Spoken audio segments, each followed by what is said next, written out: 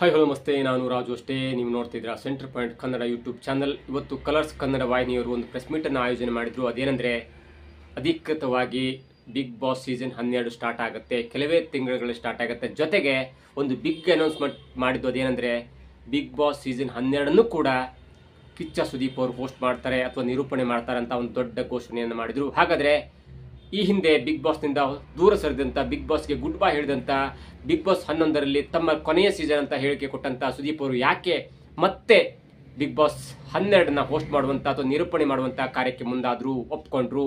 ಜೊತೆಗೆ ಅವರು ಎಷ್ಟು ಸೀಸನನ್ನು ಒಪ್ಕೊಂಡಿದ್ದಾರೆ, ಜೊತೆಗೆ ಆ ಪತ್ರಕರ್ತರು ಕೇಳಿದಂಥ ಕ್ವಶನ್ಗೆ ಯಾವ ರೀತಿಯಲ್ಲಿ ಆನ್ಸರ್ ಮಾಡಿದ್ದಾರೆ, ಜೊತೆಗೆ ಬಿಗ್ ಬಾಸ್ ಸೀಸನ್ 12ರಲ್ಲಿ ಯಾವ ಥರದ ಕಂಟೆಸ್ಟೆಂಟ್ಗಳು ಇರ್ತಾರೆ, ಯಾವ ಥರದ ಸ್ಪರ್ಧಿಗಳು ಇರ್ತಾರೆ, ಇವೆಲ್ಲವನ್ನು ನೋಡೋಣ.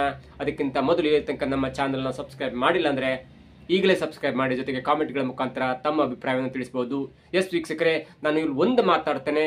ಅದೇನೆಂದರೆ, ಎಲ್ಲ ನಟರಿಗೂ ಕೂಡ ಅವರವರದೇ ಆದ ಫ್ಯಾನ್ಸ್ ಇರ್ತಾರೆ. ಶಿವಣ್ಣನವರಿಗೆ ಅವರದೇ ಫ್ಯಾನ್ಸ್ ಇರ್ತಾರೆ, ದರ್ಶನ್ ಅವರಿಗೆ ಅವರದೇ ಫ್ಯಾನ್ಸ್ ಇರ್ತಾರೆ, ರಮೇಶ್ ಅರವಿಂದ್ ಅವರಿಗೆ ಅವ್ರದೇ ಒಂದು ಫ್ಯಾನ್ಸ್ ಇರ್ತಾರೆ, ಉಪೇಂದ್ರ ಅವರಿಗೆ ಅವ್ರದೇ ಒಂಥರ ಫ್ಯಾನ್ಸ್ ಇರ್ತಾರೆ. ಆದರೆ ಕಿಚ್ಚ ಸುದೀಪ್ ಅವರಿಗೂ ಕೂಡ ಅವ್ರದೇ ಆದ ಫ್ಯಾನ್ಸ್ ಇರ್ತಾರೆ. ಆದರೆ ಬಿಗ್ ಬಾಸ್ ಸೀಸನ್ ಇದೆಯಲ್ಲ, ಆ ಬಿಗ್ ಬಾಸ್ ಸೀಸನ್ ಅಂದರೆ ಸುದೀಪ್ ಅವರು ನಡೆಸ್ಕೊಡ್ತಿದ್ದಂಥ 10 ಬಿಗ್ ಬಾಸ್ ಟೆಲಿವಿಷನ್ ಶೋ ಆಗಿರ್ಬೋದು, ಒಂದು OTT ಸೀಸನ್ ಆಗಿರ್ಬೋದು, ಇಲ್ಲಿ ತನಕ 11 ಸೀಸನ್ ಆಗಿದೆ. ಆದರೆ ಬಿಗ್ ಬಾಸ್ ನೋಡುವಂಥ ಎಲ್ಲರೂ ಕೂಡ, ಎಲ್ಲ ಅಭಿಮಾನಿಗಳು ಕೂಡ ಬಿಗ್ ಬಾಸ್ ಸೀಸನ್ ಅನ್ನು ನೋಡ್ತಾರೆ. ಯಾಕಂದರೆ ಬಿಗ್ ಬಾಸ್ನಲ್ಲಿ ಅಂಥ ಒಂದು ಗಲಾಟೆ ಆಗುತ್ತೆ, ಬಿಗ್ ಬಾಸ್ನಲ್ಲಿ ಅಂಥ ಒಂದು ಟ್ವಿಸ್ಟ್ ಆಗುತ್ತೆ, ಬಿಗ್ ಬಾಸ್ನಲ್ಲಿ ಅಂಥ ಒಂದು ಎಂಟರ್ಟೈನ್ಮೆಂಟ್ ಆಗುತ್ತೆ. ನಾವು ಅಕ್ಕಪಕ್ಕ ರಸ್ತೆಯಲ್ಲಿ ನೋಡಿರ್ಬೋದು, ಏನೋ ಜಗಳ ಆಗಿರುತ್ತೆ, ಒಂದು ರೋಡಿಗಾಗಿ ಜಗಳ ಆಗಿರುತ್ತೆ, ಒಂದು ಜಾಗಕ್ಕಾಗಿ ಜಗಳ ಆಗಿರುತ್ತೆ, ಒಂದು ಯಾವುದೋ ಒಂದು ಕಿರಿಕಾಗಿರುತ್ತೆ, ಏನೇನೋ ಆಗಿರುತ್ತೆ. ಆದರೆ ಬಿಗ್ ಬಾಸ್ನಲ್ಲಿ ನಡೆಯುವಂಥ ಜಗಳ ಎಲ್ಲೆಲ್ಲೂ ಆಗಲ್ಲ, ಅಂಥ ಒಂದು ಜಗಳ ಆಗುತ್ತೆ. ಹಾಗಾಗಿ ಎಲ್ಲ ಮನೆ ಮಂದಿ ಕೂಡ ತಾವು ನೋಡಿರೋದಂಥ ಒಂದು ಜಗಳವನ್ನ, ತಾವು ನೋಡಿರೋದಂಥ ಒಂದು ಎಮೋಷನ್ ಎಷ್ಟು ಬೇಗ ನಾಟಕ ಆಡ್ತಾರೆ, ಎಷ್ಟು ಬೇಗ ಅಳ್ತಾರೆ, ಎಷ್ಟು ಬೇಗ ನಗ್ತಾರೆ. ಯಾರಾದರೂ ಕಂಟೆಸ್ಟೆಂಟ್ಗಳು ಮನೇಲಿರುವಾಗ ಅವ್ರ ವಿರುದ್ಧ ದೊಡ್ಡದಾಗಿ ಜಗಳ ಆಡ್ತಾರೆ. ಅದೇ ಕಂಟೆಸ್ಟೆಂಟ್ ಎಲಿಮಿನೇಟ್ ಆಗಿ ಹೊರಗೋದಾಗ ಕಣ್ಣಲ್ಲಿ ನದಿ ಉಕ್ಕಿದಾಗ ಅಷ್ಟು ನೀರು ಬರುತ್ತೆ.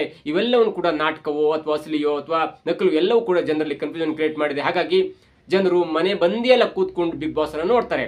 ಇದು ಒಂದ್ ಕಡೆ. ಆದರೆ ಈಗಾಗಲೇ ಸುದೀಪ್ ಅವರು 11 ಸೀಸನ್ ಅನ್ನು ಹೋಸ್ಟ್ ಮಾಡಿದ್ದಾರೆ, 10 ಟೆಲಿವಿಷನ್ ಶೋ ಅನ್ನು ಹೋಸ್ಟ್ ಮಾಡಿದ್ದಾರೆ, ಒಂದು OTT ಸೀಸನ್ ಹೋಸ್ಟ್ ಮಾಡಿದ್ದಾರೆ. ಜೊತೆಗೆ ಲಾಸ್ಟ್ ಟೈಮ್ ಹನುಮಂತ್ ಅವ್ರು ಗೆದ್ರಲ್ಲ ಬಿಗ್ ಬಾಸ್ ಸೀಸನ್ 11ನಲ್ಲಿ, ಆಗ ಕೂಡ ಕೊನೆಯ ಘಟ್ಟದಲ್ಲಿ ಸುದೀಪ್ ಅವರು ಒಂದು ಟ್ವೀಟ್ ಮಾಡ್ತಾರೆ. ಅದು ಮಧ್ಯರಾತ್ರಿ 2 ಗಂಟೆ 2:30 ಸುಮಾರಿಗೆ, ನಾನು ಇದೇ ಬಿಗ್ ಬಾಸ್ ಸೀಸನ್ 11 ಹೋಸ್ಟ್ ಮಾಡೋದು ಕೊನೆಯಾಗುತ್ತೆ. ಯಾಕಂದ್ರೆ ನನಗೆ ಇಲ್ಲಿ ತನಕ ಪ್ರೀತಿ ಸಿಕ್ಕಿದೆ, ಇಲ್ಲಿ ತನಕ ಗೌರವ ಸಿಕ್ಕಿದೆ, ಇಲ್ಲಿ ತನಕ ಫ್ಯಾನ್ ಸ್ಪೇಸ್ ತುಂಬಾ ದೊಡ್ಡದಾಗಿದೆ. ಹಾಗಾಗಿ ಮುಂದೆ ಮತ್ತೆ ಯಾರಾದರೂ ಹೋಸ್ಟ್ ಮಾಡಲಿ, ನಾನು ಸಿನಿಮಾ ಕಡೆ ಗಮನ ಕೊಡಬೇಕು, ವರ್ಷಕ್ಕೆ 2 ರಿಂದ 3 ಸಿನಿಮಾ ಮಾಡಬೇಕು ಅನ್ನೋ ದೃಷ್ಟಿಯಲ್ಲಿ ನಾನು ಈಗ ಬಿಗ್ ಬಾಸ್ ಸೀಸನ್ 11 ಮುಕ್ತಾಯವಾದ ನಂತರ ಮತ್ತೆ ಬಿಗ್ ಬಾಸ್ ಸೀಸನ್ ಹೋಸ್ಟ್ ಮಾಡಲ್ಲ.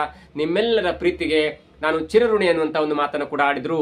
ಆದರೆ ಕಾಲ ಕಳೆದಂತೆ ತಿಂಗಳು ಕಳೆದಂತೆ 5-6 ತಿಂಗಳಾದ ನಂತರ ಮತ್ತೆ ಈಗ ವರಸೆ ಬದಲಾಗಿದೆ. ಸುದೀಪ್ ಅವರನ್ನ ಮನವೊಲಿಸಲಿಕ್ಕೆ ಕಲರ್ಸ್ ಕನ್ನಡ ವಾಹಿನಿ ಕೂಡ ಯಶಸ್ವಿಯನ್ನು ಕಂಡಿದೆ ಮತ್ತು ಅದಕ್ಕಾಗಿ ಒಂದು ಪ್ರೆಸ್ ಮೀಟ್ ಅನ್ನು ಮಾಡಿದ್ರು. ಇವತ್ತು ಪ್ರೆಸ್ ಮೀಟ್ ನಲ್ಲಿ ಕಲರ್ಸ್ ಕನ್ನಡದ ದೊಡ್ಡ ಅಂದ್ರೆ ಅವರ ಮುಖ್ಯಸ್ಥರು ಕೂಡ ಸುದೀಪ್ ಅವರ ಜೊತೆ ಸುದೀಪ್ ಅವರನ್ನು ಕರ್ಕೊಂಡು ಬಂದ್ಕೊಂಡು ಒಂದು ಪ್ರೆಸ್ ಮೀಟ್ ಮಾಡಿದ್ರು. ಬಿಗ್ ಬಾಸ್ ಸೀಸನ್ 12 ಸದ್ಯದಲ್ಲೇ ಪ್ರಾರಂಭವಾಗುತ್ತೆ. ಜೊತೆಗೆ ಬಿಗ್ ಬಾಸ್ ಸೀಸನ್ 12ರನ್ನ ಸುದೀಪ್ ಅವರು ಹೋಸ್ಟ್ ಮಾಡ್ತಾರೆ ಅನ್ನುವಂಥ ಬಿಗ್ ಅನೌನ್ಸ್ಮೆಂಟ್ ಮಾಡಿದ್ರು. ಹೀಗಾಗಿ ಸುದೀಪ್ ಅವರ ಅಭಿಮಾನಿಗಳಿಗೆ, ಜೊತೆಗೆ ಈ ಟೆಲಿವಿಷನ್ ನೋಡುವಂಥ, ಸೀರಿಯಲ್ ನೋಡುವಂಥ ಅಥವಾ ಟೆಲಿವಿಷನ್ ಎಂಟರ್ಟೈನ್ಮೆಂಟ್ ನೋಡುವಂಥ ಅನೇಕ ವ್ಯಕ್ತಿಗಳಿಗೆ, ಅದರಲ್ಲೂ ಕೋಟ್ಯಾಂತರ ವ್ಯಕ್ತಿಗಳಿಗೆ ಇವತ್ತು ದೊಡ್ಡ ಖುಷಿಯಾಗುತ್ತೆ. ಯಾಕಂದ್ರೆ ಬಿಗ್ ಬಾಸ್ ಸೀಸನ್ 11 ಮುಕ್ತಾಯವಾದ ನಂತರ ಸುದೀಪ್ ಅವರು ರಿಟೈರ್ಡ್ ಆದ ನಂತರ ಅಥವಾ ಗುಡ್ ಬೈ ಹೇಳಿದ ನಂತರ ಮತ್ತೆ ಸುದೀಪ್ ಅವರ ಪ್ಲೇಸಲ್ಲಿ ಯಾರನ್ನ ನೆನೆಸ್ಕೊಳ್ಳಿಕ್ಕೂ ಕೂಡ, ಅವರ ಜಾಗದಲ್ಲಿ ಯಾರನ್ನ ಕಲ್ಪನೆ ಮಾಡ್ಕೊಳ್ಳಿಕ್ಕೂ ಕೂಡ ಕಷ್ಟ ಆಗ್ತಿತ್ತು. ಯಾಕಂದ್ರೆ ಅನೇಕ ಹೆಸರು ಬಂದಿತ್ತು. ಧನಂಜಯ ಅವರ ಹೆಸರು ಬಂದಿತ್ತು, ಜೊತೆಗೆ ಗೋಲ್ಡನ್ ಸ್ಟಾರ್ ಗಣೇಶ್ ಅವರ ಹೆಸರು ಬಂದಿತ್ತು, ಉಪೇಂದ್ರ ಅವರ ಹೆಸರು ಬಂದಿತ್ತು, ಅದರಲ್ಲೂ ಮತ್ತು ಮುಖ್ಯವಾಗಿ ರಮೇಶ್ ಅರವಿಂದ್ ಅವರ ಹೆಸರು ಕೂಡ ಬಂದಿತ್ತು. ಆದರೆ ಅವರೆಲ್ಲರನ್ನೂ ಕೂಡ ಸುದೀಪ್ ಅವ್ರಿಗಿಂತ ಚೆನ್ನಾಗಿ ಮಾಡ್ತಾರೆ, ಸುದೀಪ್ ಅವರ ಗತ್ತಿದೆ ಅನ್ನುವಂಥ ಒಂದು ಮಾತು ಕೂಡ ಕೇಳಿ ಬಂದಿತ್ತು. ಯಾಕಂದ್ರೆ ರಮೇಶ್ ಅರವಿಂದ್ ಆಗಿರ್ಬೋದು, ಗಣೇಶ್ ಆಗಿರ್ಬೋದು, ಧನಂಜಯ ಆಗಿರ್ಬೋದು, ಅವರ ಎಂಟರ್ಟೈನ್ಮೆಂಟ್ ಫೀಲ್ಡ್ ಅಲ್ಲಿ ಅಂದ್ರೆ ಸ್ವಲ್ಪ ಕಾಮಿಡಿ ಓರಿಯೆಂಟೆಡ್ ಆಗಿ ಮಾಡ್ತಾರೆ. ಆದರೆ ಸುದೀಪ್ ಅವರು ಕಾಮಿಡಿ ಇದ್ರೂ ಕೂಡ ಕೆಲವೊಂದು ಕಂಟೆಸ್ಟೆಂಟ್ಗಳನ್ನ ಬೆದರಿಸಿ ಅವರನ್ನು ತನ್ನ ದಾರಿಗೆ ತರುವಲ್ಲಿ ಮುಖ್ಯ ಪಾತ್ರವನ್ನು ವಹಿಸ್ತಿದ್ರು ಮತ್ತು ಕಟಕಟಿಯಲ್ಲಿ ಕೇವಲ ಒಬ್ಬ ಪ್ರಮುಖ ಜಡ್ಜ್ ತರ ತಮ್ಮ ಮಾತನ್ನು ಹೇಳ್ತಾ ಇದ್ರು. ಹಾಗಾಗಿ ಸುದೀಪ್ ಅವರ ಎಪಿಸೋಡ್ ಅಂದ ಕೂಡಲೇ ಸಾಟರ್ಡೆ ಸಂಡೇ ಎಲ್ಲರೂ ಜನ ಕಾಯ್ತಿದ್ರು ಮತ್ತು ಅನೇಕರು ಮಾತಾಡ್ತಿದ್ರು. ನೋಡಿ ಸುದೀಪ್ ಅವರು ಯಾವ ತರ ಕ್ಲಾಸ್ ತಗೊಂಡು, ಸುದೀಪ್ ಅವರು ಯಾವ ತರ ಬೈದ್ರು, ಹಾಗೆ ಬೈಬೇಕಿತ್ತು ಅನ್ನುವಂಥ ಮಾತುಗಳು ಕೂಡ ಜನರಲ್ಲಿ ಕೇಳಿ ಬರ್ತಾ ಇತ್ತು. ಹೀಗಾಗಿ ಸುದೀಪ್ ಅವರನ್ನೇ ತಾವು ಮತ್ತೆ ಮನವೊಲಿಸಬೇಕು ಅನ್ನೋ ದೃಷ್ಟಿಯಲ್ಲಿ ಕಲರ್ಸ್ ಕನ್ನಡ ವಾಹಿನಿ ಕೂಡ ಯಶಸ್ವಿ ಆಯಿತು ಮತ್ತು ಅದಕ್ಕೆ ಪೂರಕ ಮಂದಿ ಇವತ್ತು ಪ್ರೆಸ್ ಮೀಟ್ ಕೂಡ ಆಯಿತು.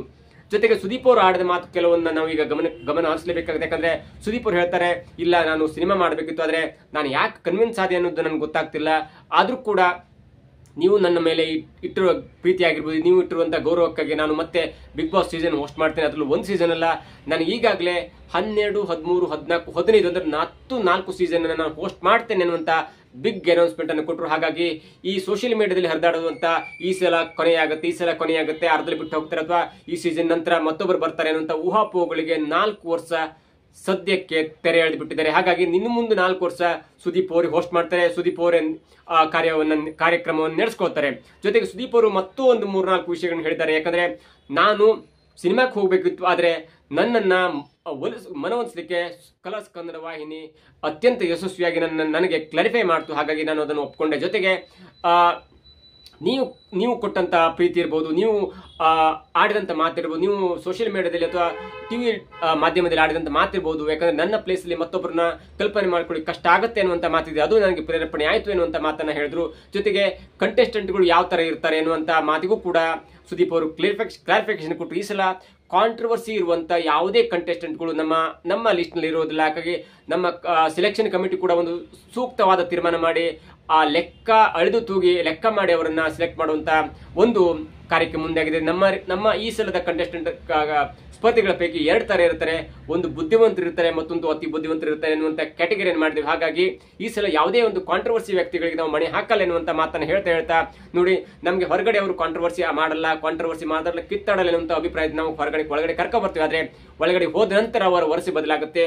ಅವರು ಒಂದು ಲೆಕ್ಕಾಚಾರದ ಪ್ರಕಾರ ಆಡ್ಲಿಕ್ಕೆ ಹೋಗ್ತಾರೆ ಮತ್ತು ಕಾಂಟ್ರವರ್ಸಿಯನ್ನು ಕ್ರಿಯೇಟ್ ಮಾಡ್ತಾರೆ ಎನ್ನುವ ಒಂದು ಮಾತನ್ನು ಕೂಡ ಹೇಳ್ತಾರೆ. ಇವೆಲ್ಲವನ್ನ ನೋಡ್ತಾ ಇದ್ರೆ ಸುದೀಪ್ ಅವರು Bigg Boss season 12, 13, 14, 15 4 season host ಮಾಡೋದಾಗಿ ಇದೀಗ ಒಪ್ಕೊಂಡಿದ್ದಾರೆ. ಮತ್ತು ಅದಕ್ಕೆ ಪೂರಕವಂತವರಿಗೆ ಸಲ್ಲಬೇಕಾದಂತಹ ಸಂಭಾವನೆ, ಗೌರವದ ಸಂಭಾವನೆ ಅವರಿಗೆ ಸಿಗುತ್ತೆ. ಜೊತೆಗೆ ಆ ಬಿಗ್ ಬಾಸ್ ಮುಖಾಂತರ ಪ್ರತಿ ವರ್ಷ 3-4 ತಿಂಗಳ ಕಾಲ ಅವರು ಜನರನ್ನು ರಂಜನೆ ಮಾಡ್ತಾರೆ, ಜನರ ಮನ ತಲುಪ್ತಾರೆ. ಯಾಕಂದ್ರೆ ಬೇರೆ ಬೇರೆ ಕಡೆ ನಾವು ಕಾಮಿಡಿ ಶೋ ಆಗಿರ್ಬೋದು ಅಥವಾ ಬೇರೆ ಬೇರೆ ಶೋ ಆಗಿರ್ಬೋದು, ಅಲ್ಲೆಲ್ಲ ಡಬಲ್ ಮೀನಿಂಗ್ ಇರುತ್ತೆ.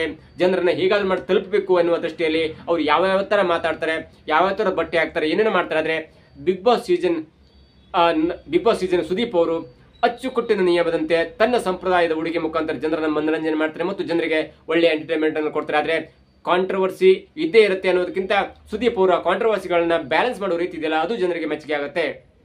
ಇನ್ನು ಮುಂದಾದ್ರೂ ಕೂಡ ಈ ಬಿಗ್ ಬಾಸ್ ಸೀಸನ್ 12 ಒಂದು ಹೊಸ ತರದ ಎಂಟರ್ಟೈನ್ಮೆಂಟ್ ಕೊಡ್ಲಿ, ಹೊಸ ತರದ ವ್ಯಕ್ತಿಗಳನ್ನ ಕೂಡ ಹಾಕ್ಲಿ, ಹೊಸ ತರದ ವಿಷಯಗಳು ಜನರಿಗೆ ತಲುಪಲಿ ಅನ್ನೋದು ನಮ್ಮ ಆಶಯ.